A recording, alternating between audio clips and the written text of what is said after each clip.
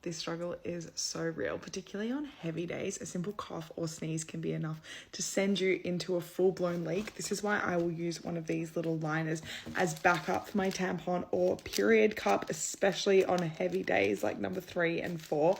And then you can also make sure you are changing your period care super regularly, so it's never getting so full to the point that it's like one sneeze away from a full-blown disaster. And of course, always carry more period care than you think you need if you're going out for the day.